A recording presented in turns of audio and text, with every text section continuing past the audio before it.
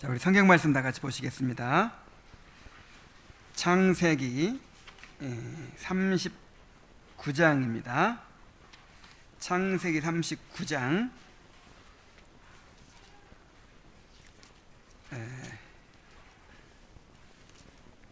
6절부터 보겠습니다.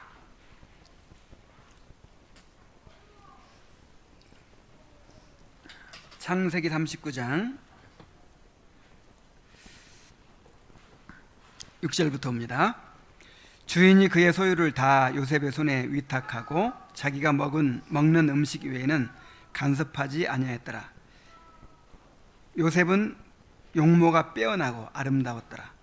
그 후에 그의 주인의 아내가 요셉에게 눈짓하다가 동침하기를 청하니 요셉이 거절하여 자기 주인의 아내에게 이르되 내 주인이 집안의 모든 소유를 간섭하지 아니하고 다 내 손에 위탁하였으니 이 집에는 나보다 큰 이가 없으며 주인이 아무것도 내게 금하지 아니하였어도 금한 것은 당신뿐이니 당신은 그의 아내임이라. 그러니 내가 어찌 큰 악을 행하여 하나님께 죄를 지으리이까. 여인이 날마다 요셉에게 청하였으나 요셉이 듣지 아니하여 동침하지 아니할 뿐더러 함께 있지도 아니하니라. 그러할 때에 요셉이 그의 일을 하러 그 집에 들어갔더니 그 집 사람들은 하나도 거기에 없었더라. 그 여인이 그의 옷을 잡고 이르되 나와 동침하자. 그러나 요셉이 자기의 옷을 그 여인의 손에 버려두고 밖으로 나가매. 여기까지 보겠습니다.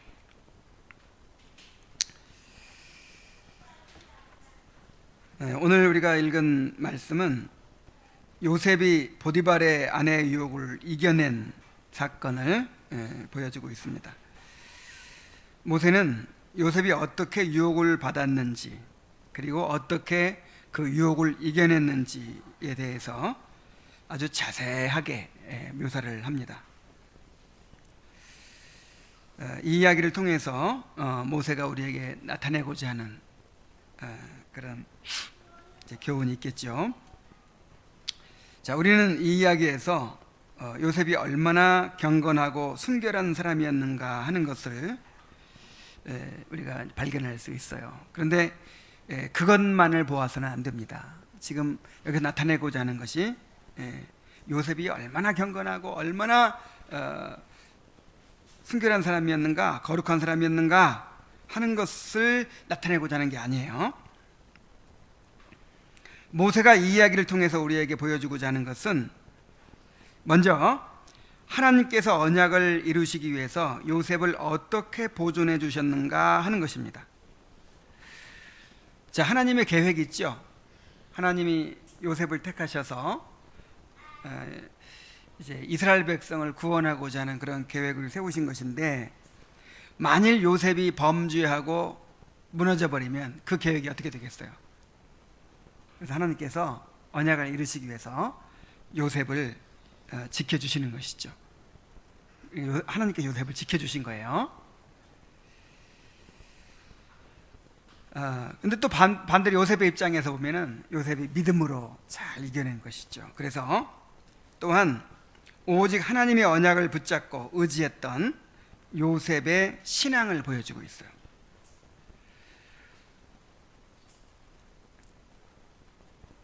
그리고 우리에게 시험을 허락하시는 하나님의 섭리를 또 보여줍니다.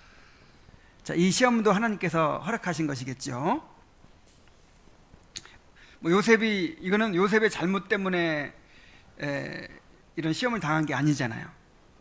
이거는 대개 이제 우리는 어떤 유혹을 당할 때 자기 욕심에 끌려 미혹되는 경향이 많은데, 이런 경우는 지금 100% 이제 외적으로 주어진 그런 시험이었어요. 그런 유혹이었어요. 왜 하나님께서 이런 일을 요셉에게 허락하셨을까요? 하나님은 반드시 우리에게 주신 약속을 이루십니다. 그런데 그것이 자동이 아니에요. 기계적으로 우리가 어떻게 살든지 상관없이 우리에게 약속을 이루어 주시는 게 아니에요.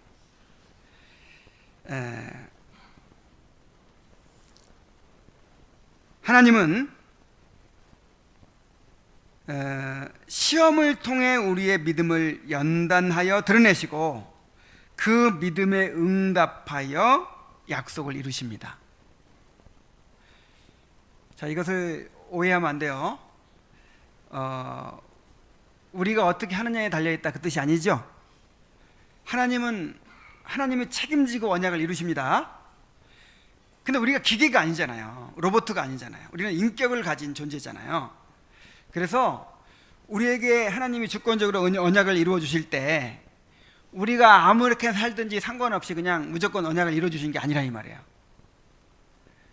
우리에게 믿음을 주십니다. 믿음을 주시고 그 믿음을 연단하시고 그 믿음을 드러내게 하신 다음에 그 믿음에 응답하여 언약을 이루십니다. 자, 아브라함을 보세요. 아브라함에게 언약을 주셨죠. 이제 믿음의 조상이 되리라고 하는 이제 언약을 주셨어요. 근데 아브라함은 그냥 아무렇게 살아도 어떻게 살든 상관없이 그냥 무조건 이루어 주십니까? 그게 아니죠. 아브라함의 믿음을 키워 가십니다. 아브라함의 믿음을 키워 가시고 연단하시고 시험하세요. 그래서 수많은 시험들이 있었지만 결정적인 시험이 있었죠. 이삭을 번제로 드리라고 하는 시험이 있었어요. 그 시험을 통해서 아브라함에게 주신 믿음이 고백되게 하시고 증거되게 하시고 입증되게 하셨어요. 그리고 그 믿음에 응답하여서 이제 하나님께서 언약을 이루어 주시는 것이죠.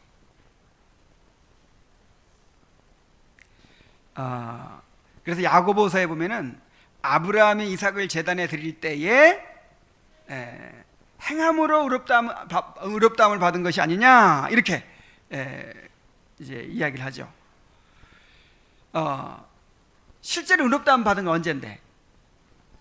처음에 창세기 15장에서 그냥 하늘의 별을 보면서 하나님께서 주신 약속을 믿고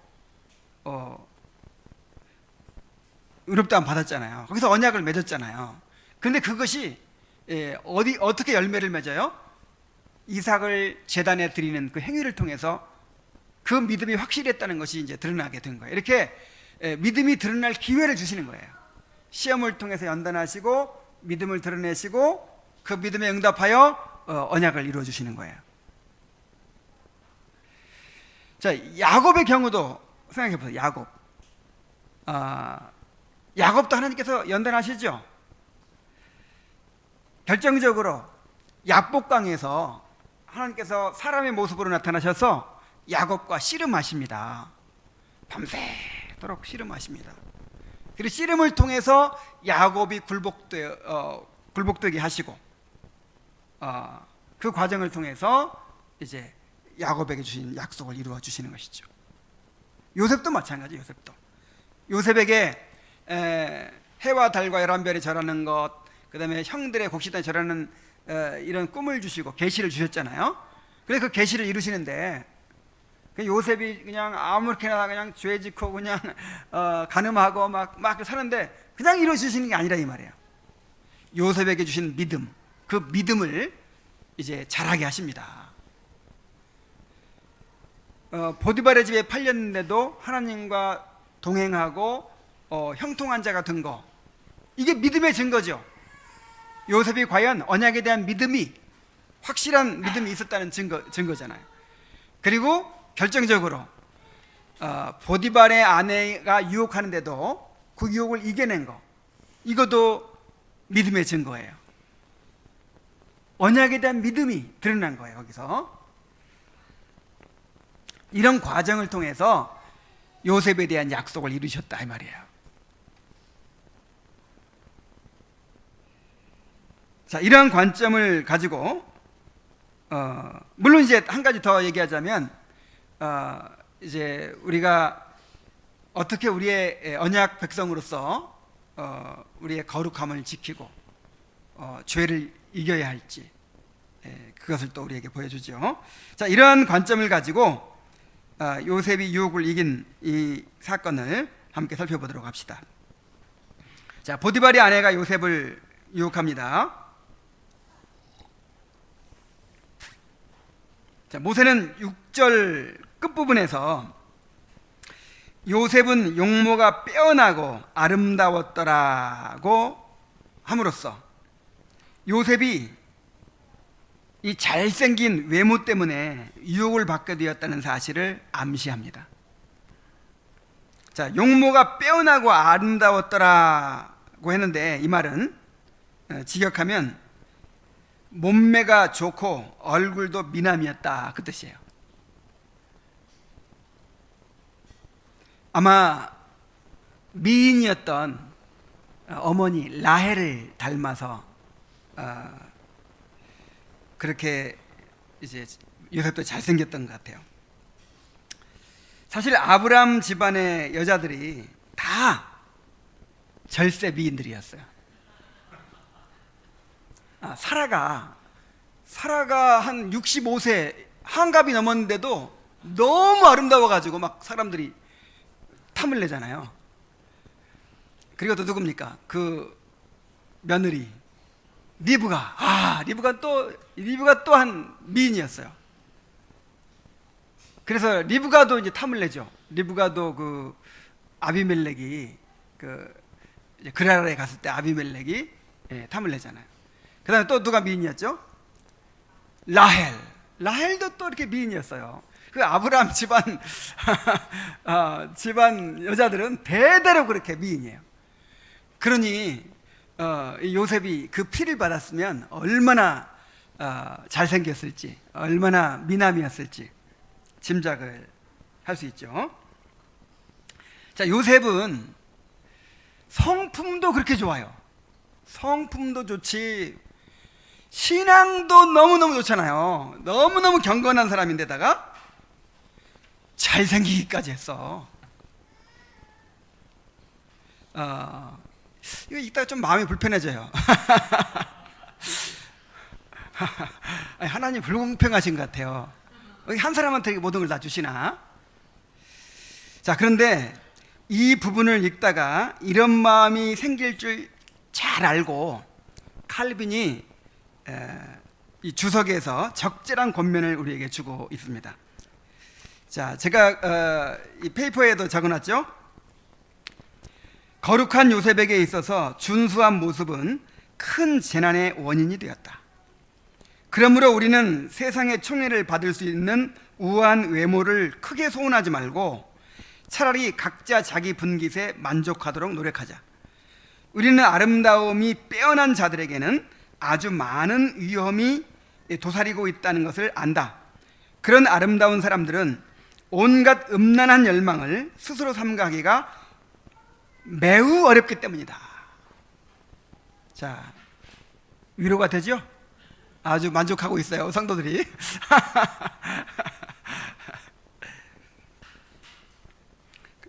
외모가 잘난 것이 꼭 좋은 것만은 아닙니다.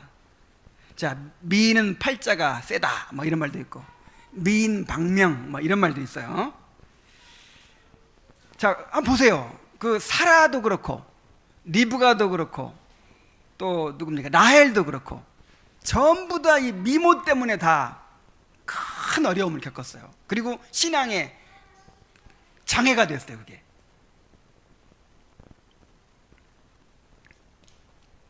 너무 외모가 잘나면 사람들이 가만두지를 않습니다. 그리고 스스로도 교만해져요. 왜냐하면 어릴 때부터 그냥 항상 사람들의 시선을 받고 칭찬받고 자라다 보니까 이제 마음이 교만해지는 거죠. 칭찬을 당연하게 여기고, 그리고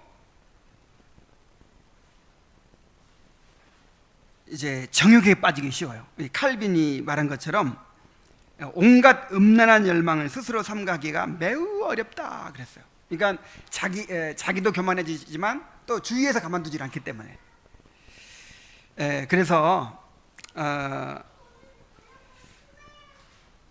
칼빈의 권면대로 잘생긴 사람 부러워하지 말고 자기 생긴 대로 만족합시다.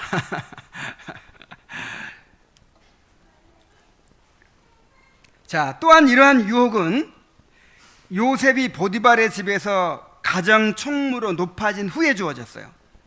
7절에서 그 후에라고 했는데 이 말은 요셉이 가정 총무가 된 후에라는 말입니다. 그리고 원문에는 7절이 그리고 히브리어로는 와우라고 하는데 이 와우라는 말로 시작돼요. 그래서 이 와우라는 접속사로 이렇게 문장이 이어지면 이걸 이제 와우 계속법이라 그래가지고 계속 이어지는 일로 보거든요. 계속. 그러니까 가정 총무가 되자마자 보디발의 아내 유혹을 받은 거예요. 자, 만약에 요셉이 이 뙤약볕에서 중노동에 시달리는 노예 생활을 했다면 이런 유혹을 받을 필요가 없죠. 그리고 이제 집 안에서 섬기는 종이 되었더라도 그냥 뭐 꾸준히 하찮은 일이나 하는 그런 천한 노예 일을 했으면 또 유혹받을 일이 없었을 거예요. 그런데 가정 총무가 된 거예요. 집사장이 된 거예요. 요셉의 말처럼 보디발 외에는 요셉보다 높은 사람이 없어요. 다 요셉이 관장을 하는 거예요. 그리고 집안에도 마음대로 드나들어요.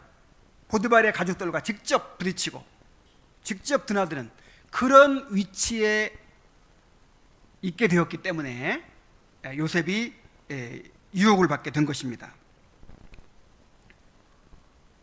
그래서 우리는 하나님의 은혜로 형통하게 되었을 때 반드시 시험도 함께 온다는 사실을 깨달아야 합니다.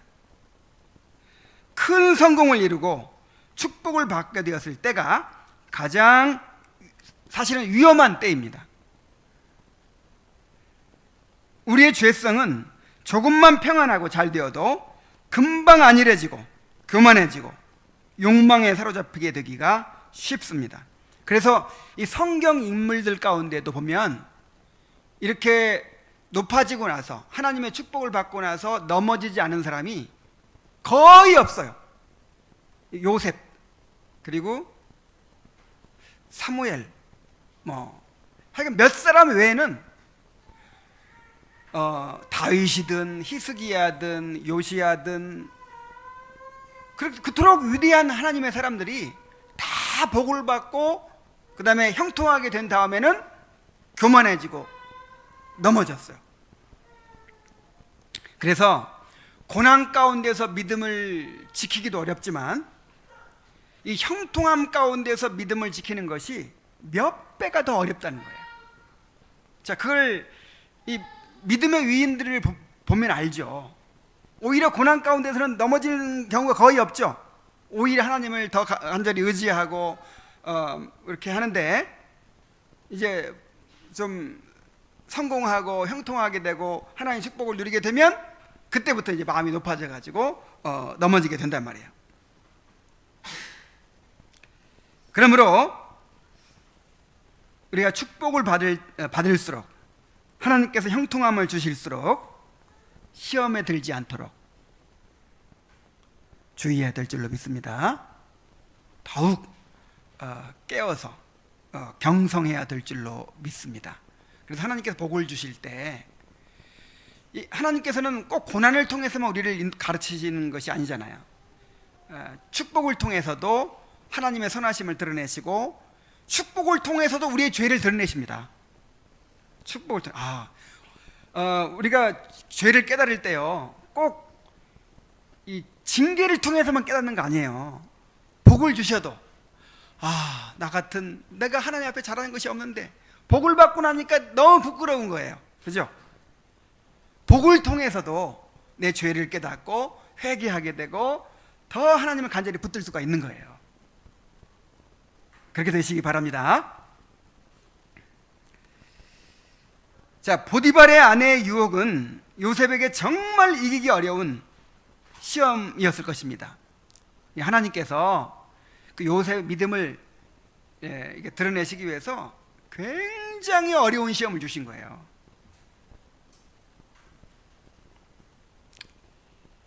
자, 요셉이 집사장이 되어서 집안에 드나들게 되었을 때 이제 보디발의 아내가 요셉에게 눈짓하다가 동침하기를 청했다고 했습니다. 처음에는 무슨 짓을 했다고요? 눈짓. 자, 눈짓을 했다는 말이 무슨 말이겠어요? 처음부터 막 말을 다 꺼내질 않죠. 나하고 동침하자. 그런 사람이 어디 있겠어요?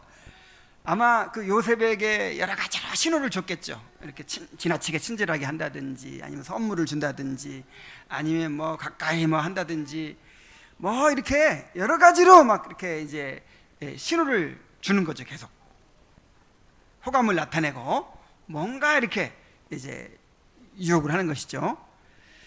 다른 남자 같으면 그냥 쉽게 넘어왔을 텐데 요셉은 전혀 거기에 반응이 없어요. 그러니까 이제 나중에는 직접 말을 합니다. 직설적으로 나하고 동침하자 이렇게.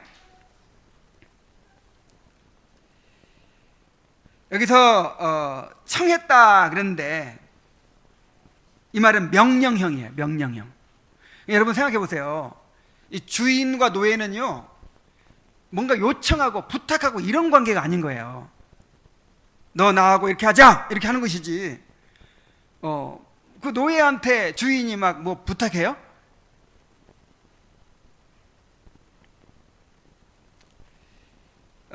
단순히 간청하는 것이 아니고 상관으로서 이제 아랫사람에게, 주인으로서 종에게 명령을 한 것입니다.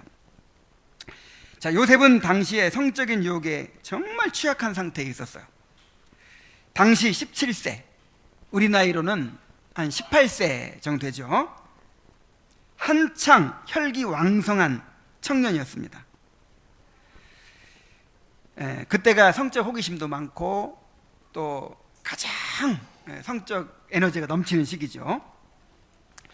그는 집을 떠나 먼 타국에 와서 홀로 지내면서 무척 외로웠을 것입니다.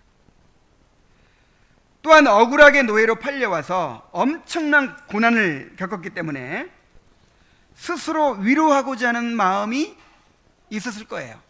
너무 외롭고 여기 와서 겪은 그 고난들을 이제 생각하면서 그럴 때는 사람이 자기 연민에 빠지고 자기를 위로하고 싶어지는 거예요. 이때가 죄의 유혹에 넘어가기 가장 쉬울 때입니다. 사람들이 되게 어디서 죄에 빠지냐면 좀 나를 스스로 위로하고 싶을 때, 뭐 술로 위로하든 아니면 뭐 어떤 성적으로 위로하든 뭔가 나에게 이 위로를 주고 싶은 그런 이제 때가 있는 거예요. 지금 요셉이 딱 그럴 때예요. 그럴 때. 자, 보디발의 아내는 자기가 섬기는 주인이었습니다. 노예는 주인의 명령에 순종해야 합니다. 주인의 명령에 거역한다는 것은 있을 수가 없는 일이에요. 만일 그녀의 명령에 순순히 순종하면 좋은 대접을 받게 되겠지만 거절하게 되면 자존심에 상처를 주는 것이죠. 이 연정이라고 하는 것은 금방 증오로 변하는 거예요. 내 사랑을 받아주지 않으면, 내 사랑을 거절하면 이게 상처가 되고요, 증오심을 일으키고 분노를 일으키죠. 그러면 요셉이 어떻게 되겠어요? 그렇게 눈짓을 하고 그렇게 했는데도 외면하고 자존심을 꺾고 그 노예한테 이렇게 요청하다시피 그렇게 했는데 그걸 매정하게 뿌리치면 어떻게 되겠어요?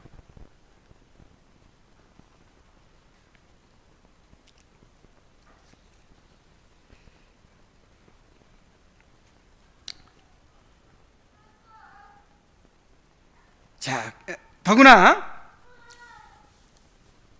요셉은 혼자였기 때문에 무슨 일을 해도 아무도 간섭할 사람이 없습니다. 뭐 가정에 있는 것도 아니고 지금 교회 다니는 것도 아니에요. 완전 먼 나라에 혼자 가 있는 거예요. 무슨 짓을 해도 아무도 알 수가 없어요. 그리고 나는 노예였기 때문에 어쩔 수 없었다 이렇게 핑계도 댈 수 있어요. 그리고 이런 일들이 흔히 일어난 일이었어요. 거기서는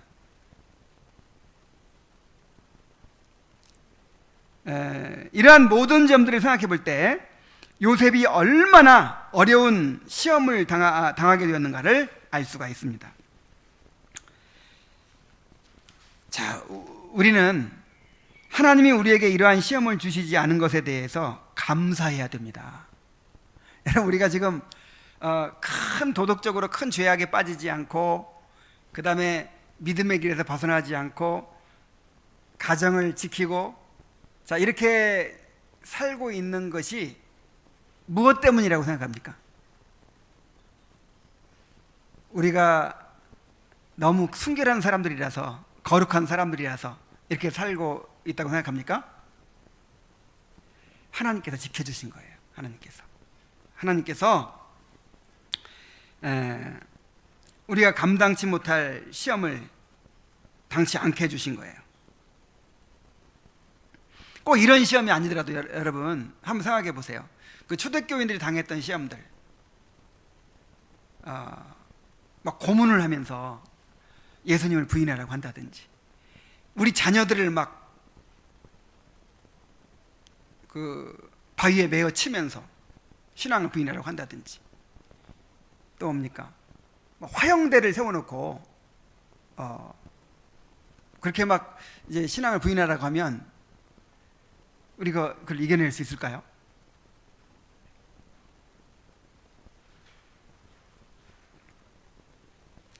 자, 우리가 이만큼이라도 믿음을 지키고 경건을 유지하고 사는 것은 다 하나님이 우리를 지켜주고 계시기 때문입니다. 그러므로 우리는 주님이 가르쳐 주신 대로 매일 우리를 시험에 들게 하지 마옵시고 다만 악에서 구하옵소서라고 은혜를 구해야 합니다. 주님의 약속대로 우리가 감당치 못할 시험당을 허락하지 않으시고, 또 시험당할 즈음에 피할 길을 내사 능히 감당하게 해주시는 그 주님을 의지해야 합니다. 우리 연약함을 우리가 깨달아야 돼요. 우리 연약함을 깨닫고 늘 하나님 앞에 우리를 지켜주시도록 그렇게 의지해야 될 줄로 믿습니다. 자, 요셉이 이 유혹을 어떻게 이겨냈는지를 한번 봅시다. 요셉은 단호하게 보디발의 아내의 유혹을 거절합니다. 8절부터 한번 보겠습니다. 요셉이 거절하며 자기 주인의 아내에게 이르되 내 주인이 집안의 모든 소유를 간섭하지 아니하고 다 내 손에 위탁하였으니 이 집에는 나보다 큰 이가 없으며 주인이 아무것도 내게 금하지 아니하였어도 금한 것은 당신뿐이니 당신은 그의 아내임이라. 그런즉 내가 어찌 이 큰 악을 행하여 하나님께 죄를 지으리까. 여기서 거절하며라고 한 말은 이 강의형이에요. 강조형. 그래서 아주 단호하게 거절했다는 거예요. 뭐 이렇게 좀 미적미적 한다든지, 뭐 무슨 핑계를 댄다든지, 뭐 이렇게 그런 게 아니고, 노예인데도 불구하고 그 주인에 대해서 단호하게 안 됩니다 이렇게 확고하게 거절을 했다는 거예요. 그러면서 자신이 그녀의 유혹을 받아들일 수 없는 두 가지 이유를 제시합니다. 시간이 없어서 안 되겠는데요. 나 무슨 일을 해야 되겠는데요. 요즘 몸이 안 좋아서요. 뭐 이런 이런 거 가지고 되겠습니까? 아주 그냥 노골적으로 직설적으로 확실하게 그 이유를 제시하는 거예요. 두 가지 이유를 제시하는데 보세요. 먼저 자신이 섬기는 보디발에 대한 인간적인 도리를 이야기합니다. 주인인 집안의 모든 소유를 간섭하지 않고 다 믿고 나한테 맡겼다. 이 집엔 나보다 큰 이가 없으며 주인이 아무것도 내게 금하지 아니하였지만 금한 것은 당신뿐이다. 당신 그의 아내이기 때문이다. 그래서 나는 그 주인을 배반할 수가 없다. 자, 이 말은요, 그 아내를 책망하는 말이기도 해요. 아니, 지금 요셉이 주인을 배반하지 못한다고 하는 것은 지금 아내가 지금 자기 남편 두고 지금 다 외간 남자하고 다른 남자하고 가늠하려고 하는 거잖아요. 아주 아픈 데를 찌르고 있는 거예요. 직접적으로는 하지 않지만 나는 그렇게 하겠다 하면서, 그렇게 못한다 하면서 이제 이유를 제시했고요. 그다음 두 번째는 뭡니까?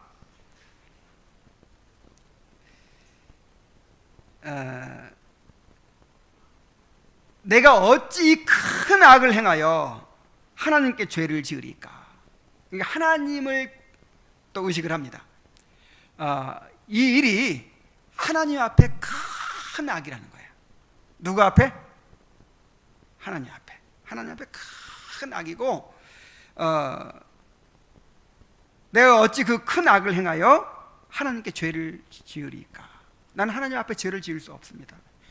사람들은 아무도 없지만 누가 보고 계신다? 하나님이 보고 계신다. 나는 하나님이 최고 우선이고, 난 하나님 없이는 살 수 없는 사람이고, 난 하나님의 종이고, 난 하나님을 의지하여 사는 사람이기 때문에 나는 하나님을 배반할 수 없다. 난 하나님 앞에 죄를 지을 수 없다. 이 보디발의 아내가 불신자이기 때문에 이제 인간적인 도리를 먼저 얘기한 거죠. 근데 사실은 요셉이 이 죄를 거절하는 가장 큰 이유는 뭐예요? 하나님을 경외했기 때문에.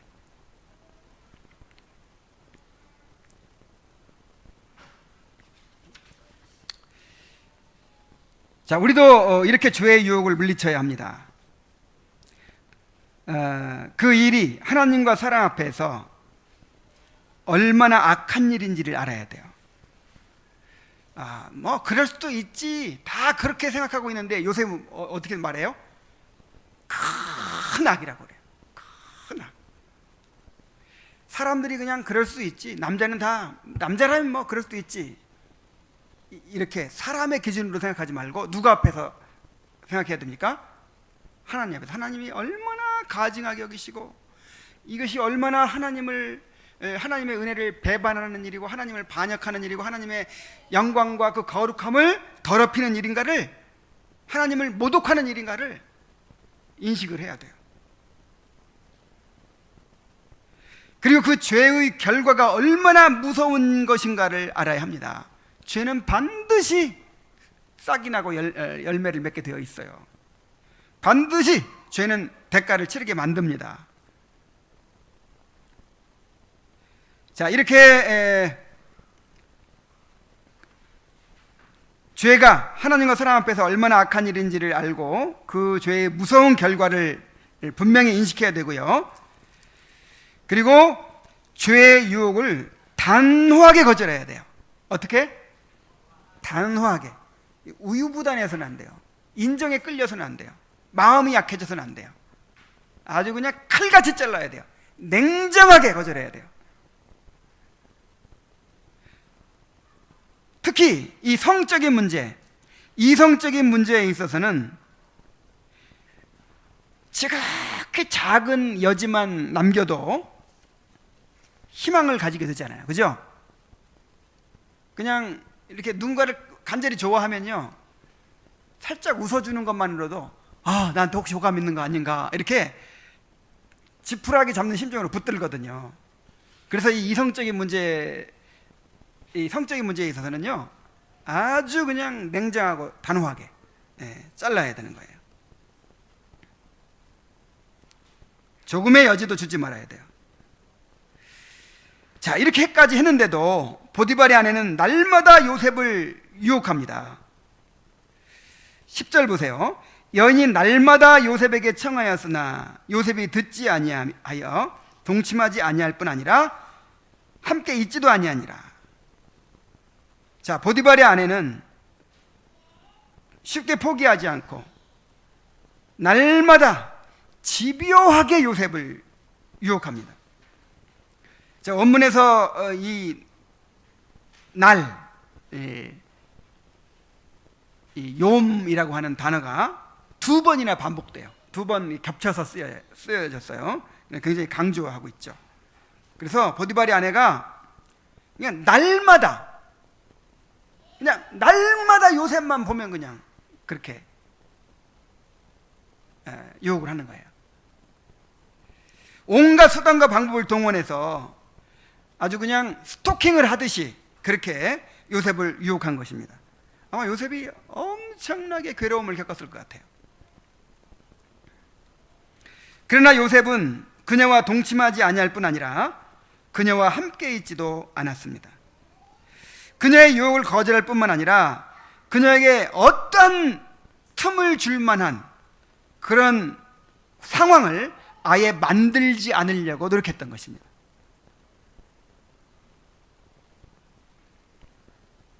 죄에 빠지지 않고 몸과 마음의 순결을 지키는 것이 얼마나 어려운 일인지를 보여줍니다. 죄로부터 승리하는 것은 이 저절로 이루어지는 일이 아니에요. 우리가 날마다 은혜를 힘입어서 마귀를 대적하고 죄와 싸워서 얻어내야 하는 것입니다. 이 거룩은, 신자의 거룩은 피 흘리는 싸움을 통해서 얻어지는 이 영적 싸움의 열매예요. 자, 거룩이 뭐라고요? 영적인 싸움의 열매다. 거룩은 저절로 얻어지지 않습니다. 그냥 성경 읽고 기도만 하고 앉아있다고 거룩해지는 것이 아니고, 실제로 우리가 세상 속에 살잖아요. 세상 속에서 우리가 눈으로 보고 듣고 서로 부딪히고 하는 가운데서 우리가 늘 유혹을 받잖아요. 크고 작은 유혹을 받잖아요. 이런 가운데서 우리가 죄와 싸워야 돼요. 마귀를 대적해야 돼요. 처절한 투쟁이 필요해요. 이런 싸움을 통해서, 영적인 싸움을 통해서 이 거룩을 우리가 소유하게 되는 것입니다. 특히 우리는 요셉처럼 유혹이 될 만한 상황을 적극적으로 피해야 합니다. 자, 그 자체로는 죄가 되지 않더라도 죄의 유혹에 빠지게 되는 것들을 절제해야 합니다. 자, 어떤 사람을 만나면 계속 술을 먹게 되더라. 어떤 모임에 가면 자꾸만 내 마음이 유혹을 받게 되더라. 그러면 아무리 그 모임이 좋은 모임이라 하더라도, 아무리 그 사람이 뭐 좋은 친구를 하더라도 절제해야 돼요. 필요하면 끊어야 돼요. 우리의 거룩함을 지키는 것이 무엇보다도 중요합니다.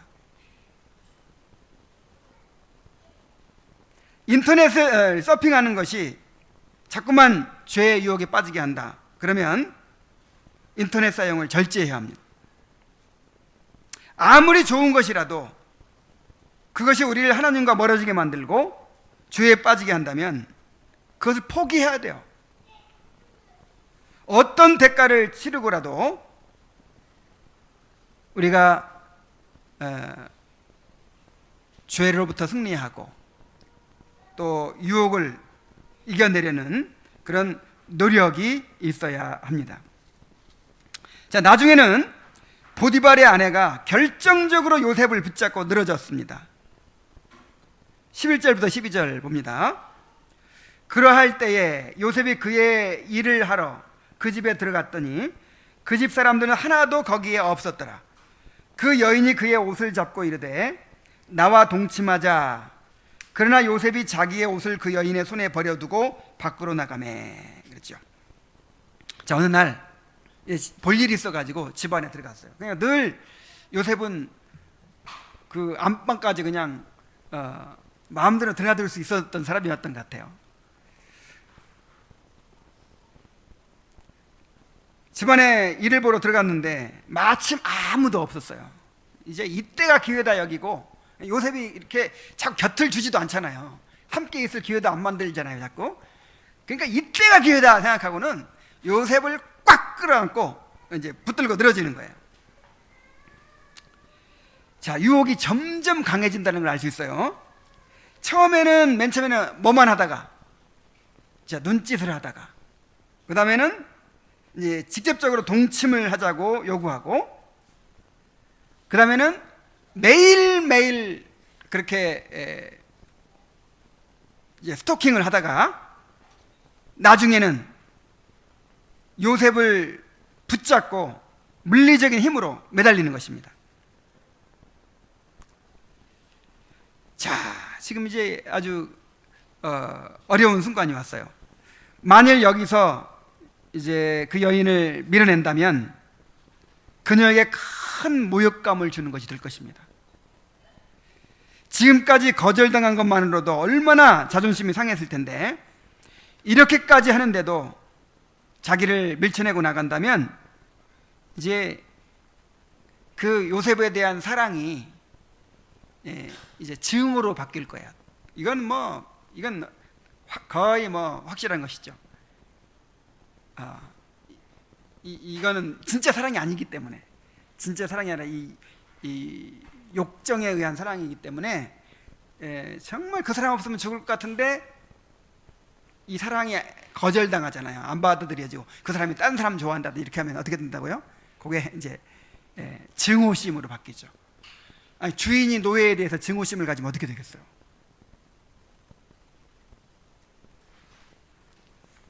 그러면 이제 요셉에게 어떤 일을 저지르게 될지 모르는 일이죠. 그러나 요셉에게는 오직 한 가지 생각밖에 없었습니다. 결코 하나님 앞에 죄를 지을 수 없다는 것이었습니다.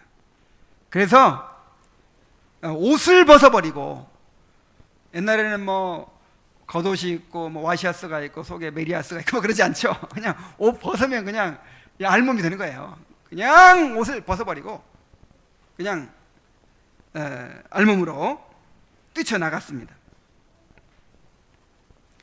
이렇게 해서 끝내 죄의 유혹을 이겨낼 수가 있었습니다. 자, 우리가 이렇게 요셉처럼 죄를 두려워해야 합니다. 마치 전쟁터에서 죽음의 위협을 피해서 도망치는 병사처럼 그렇게 적극적으로 죄를 피해서 달아나야 합니다. 어떤 대가를 치르더라도 죄에게 굴복해서는 안 됩니다. 자, 왜 이렇게 죄를 이기는 것이 중요합니까? 요셉이 왜 이렇게 그냥 한번 그냥 눈 닦아고 한번 그렇게 들어주면 될 텐데 왜 이렇게 기를 쓰고 유혹을 이겨내려고 했을까요? 자, 만약에 요셉이 보디발의 아내의 유혹을 받아들였으면 어떻게 됐을까요? 처음에는 아주 달콤한 쾌락을 누리고 그 다음에 아주 든든한 후원자가 생기게 됐을 거예요. 이제 그 집안에 그 안주인이 이제 나를 사랑하는 사람이 됐으니 얼마나 내 뒤가 든든하겠어요. 그래서 핸드폰도 사주고 양복도 사주고 부잣집이니까 선물도 많이 받았을 것이고 또 어려운 일도 다 해결해 줬을 것이고 아주 편해졌을 거예요. 그러나 죄를 짓고 행복해질 수는 없어요. 이 세상 사람들이 만든 영화를 보세요. 드라마를 보세요. 이 불륜을 저지르고 해피엔딩이 되는 경우가 있습니까? 죄는 반드시 고통과 불행을 낳게 됩니다.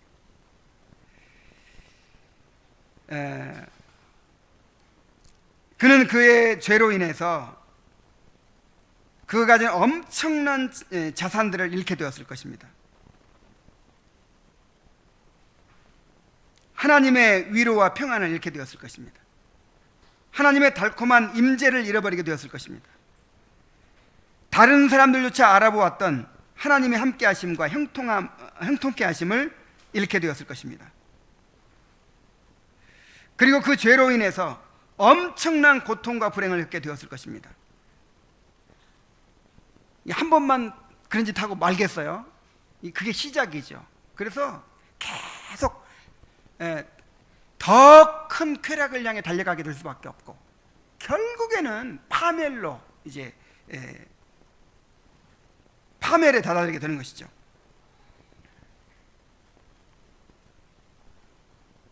하나님의 무서운 징계와 심판을 받게 되었을 것입니다. 가장 결정적으로 중요한 것은 뭐냐면 이제 사명을 잃게 되는 것이죠. 사명을. 하나님께서 요셉을 택하셔서 이스라엘의 구원자로 삼으시려고 했잖아요. 요셉을 높이시고 애굽에서 높이시고 이스라엘 민족들을 기근해서 요셉을 통해 건지시고 그 다음에 요셉에서 큰 민족을 이루도록 그렇게 하는 일에 요셉을 사용하시려고 했는데 이렇게 죄를 짓고 무너져 버린다면 어떻게 쓰임 받겠어요? 물론 그렇게 되지 않도록 하나님께서 지켜주셨지만 만약에 요셉이 그렇게 범죄했다면 쓰임 받지 못하는 거예요.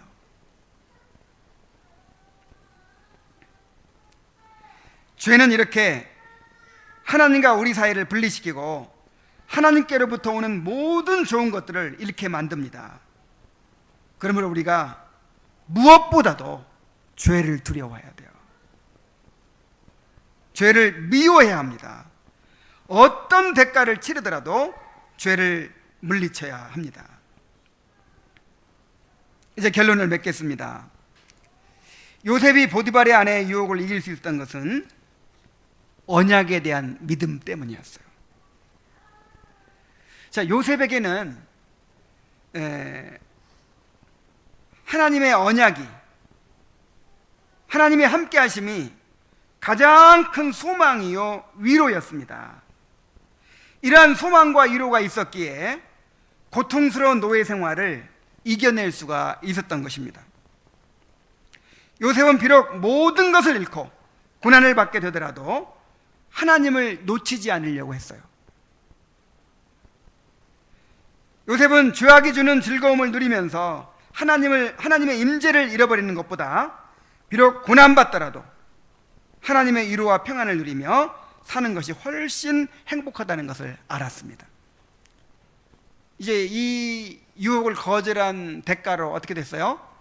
감옥에 갇히게 되잖아요. 감옥에 갇혀서도 하나님이 요셉과 함께 하셨고 또 요셉이 형통한 자가 됐어요. 그리고 감옥에 갇힌 걸 통해서 떡 맡은 관원장, 술 맡은 관원장을 만나고 또 이제 꿈을 해석해 주게 되고 그 일을 통해서 바로의 꿈을 해석해 주게 되어서 총리 대신이 되는 것입니다.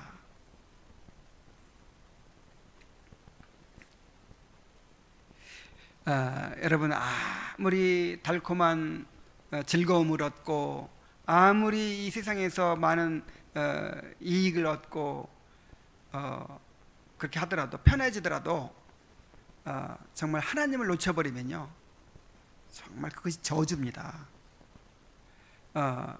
돼지가 살쪄가는 것은 절대 행복한 것이 아니라고 하죠. 그런 것처럼 하나님을 잃어버린 상태에서 잘 돼가는 거, 이건 저주예요. 저주. 돼지가 살쪄가는 것과 똑같아요. 그러나 비록 노예로 팔렸어도 감옥에 갇히게 되어도 어떤 고난을 받게 되더라도 하나님의 위로가 있다면, 하나님의 임재가 있고 하나님이 주시는 위로와 평안이 있다면 그 사람은 행복한 사람이 되는 거예요. 요셉처럼 언약에 대한 믿음을 통해서 죄를 이기는 성도들이 됩시다.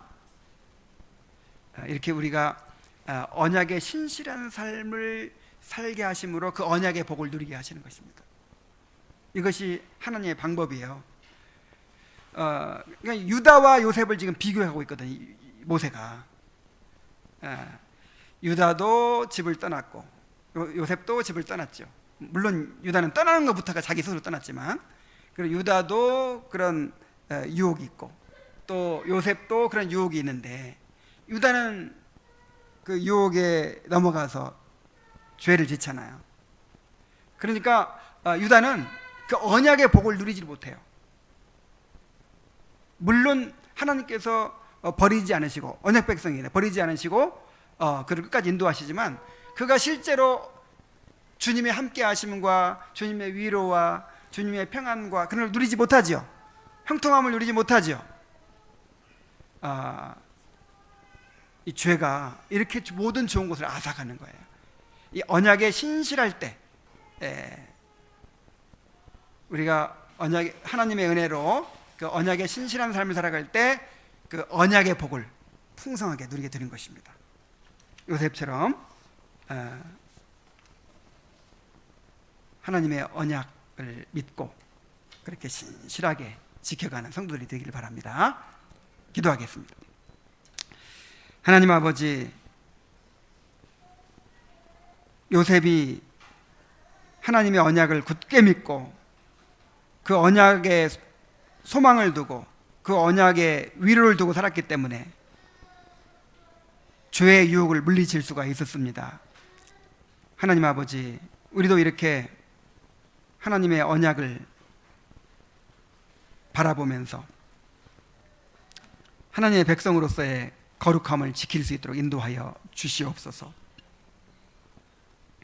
하나님의 함께하심과 하나님의 임재를 누리는 것을 그 어떤 세상의 유혹과 바꾸지 않게 해주시고 고난받더라도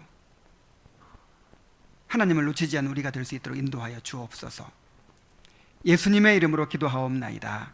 아멘.